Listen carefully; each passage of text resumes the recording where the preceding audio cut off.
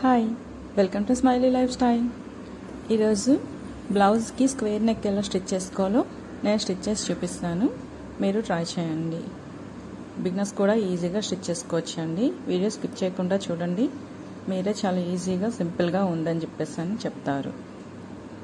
Okay, నేను already blouse cut చేసుకొని lining add చేసుకున్నాను. ఆ వైట్ థ్రెడ్ యాడ్ చేసింది కదా, అది మీకు తెలియాలని చెప్పేసి నేను వైట్ థ్రెడ్తో లైనింగ్ క్లాత్ని యాడ్ చేసుకున్నాను. సో అదే గ్యాప్లో మనం పైపింగ్ వేసుకుంటాం కదా, అలాగే ఒక క్లాత్ని ఏమొచ్చి ఒక సైడు ఫోల్డ్ చేసి స్టిచ్ చేసుకోవాలి. వీడియోలో ఇప్పుడు మీకు చూపించాను కదా, ఆ ఎడ్జ్లో స్మాల్ స్టిచ్చింగ్ చేసుకొని ఫోల్డ్ చేసి పెట్టుకొని ఇప్పుడు ఎగ్జాక్ట్గా నెక్ మీద నుంచి తీసుకొని స్క్వేర్ వచ్చేంత వరకు కూడా స్ట్రైట్గా స్టిచ్ చేసుకోవాలి. స్క్వేర్ వచ్చిన దగ్గర చిన్న ఫ్రిల్ పెట్టాలి.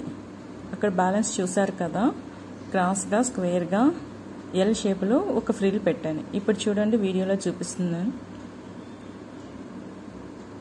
ఎస్, అలా ఎల్ షేప్లో ఒక ఫ్రిల్ పెట్టుకోవాలి.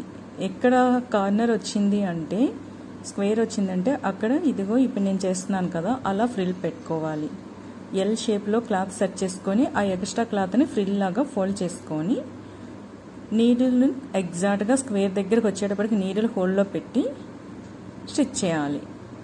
సో అంతా కూడా స్ట్రైట్గా స్టిచ్ ఉంటుంది. బట్ ఫ్రిల్ పెట్టిన దగ్గర ఎగ్జాక్ట్గా మనం నీడిల్ క్లాత్లో ఉంచుకొని స్క్వేర్కి సైడ్కి తిప్పుకోవాలి.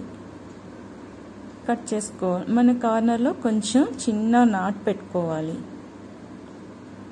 ఎందుకంటే క్లాత్ తిరిగేసేటప్పుడు మనకి కొంచెం ఈజీగా ఫోల్డ్ అవటానికి, అక్కడ ఫ్రిల్ రాకుండా లాగేయకుండా కరెక్ట్గా స్క్వేర్ రావాలి అంటే అక్కడ చిన్న నాట్ పెట్టుకోవాలి. కార్నర్స్ ఎన్ని ఉంటే అన్ని కార్నర్స్లో కూడా చిన్న నాట్ పెట్టుకోవాలి. చిన్నదంటే చిన్నదండి, క్లాత్ తిరగడం కోసం జస్ట్ చిన్నది కట్ చేసామా అన్నట్లు ఉంటే సరిపోతుంది. ఎక్కువ కట్ చేస్తే మళ్ళీ బ్లౌజ్ స్టిచ్చింగ్ అంతా కట్ అయిపోతుంది. చాలా జాగ్రత్తగా చూసుకొని కట్ చేయాలండి. ఓకే, కట్ చేసుకున్నాము. తర్వాత లైనింగ్ క్లాత్ మీదకి వచ్చేటట్లు ఆల్రెడీ మెయిన్ పీస్ మీదనే యాడ్ చేసాం కదా, దాని మీదనే రివర్స్లో మళ్ళీ ఒకసారి స్టిచ్చింగ్ సెకండ్ టైం చేసుకోవాలి. చేసుకున్నాక దాన్ని ఫైనల్ ఫినిషింగ్ బ్లౌజ్ రాంగ్ సైడ్కి లైనింగ్ క్లాత్ వైపుకి ఫోల్డ్ చేసుకొని ఎగ్జాక్ట్గా లెంత్ కరెక్ట్గా చూసుకొని స్టిచ్ చేయాలండి. కింది నుంచి స్టిచ్చింగ్ అనేది బయటకు కనిపిస్తుంది.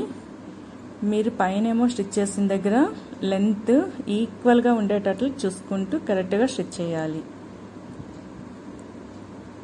ఓకే, స్క్వేర్స్ వచ్చిన దగ్గర మాత్రం కొంచెం కరెక్ట్గా చూసుకోండి.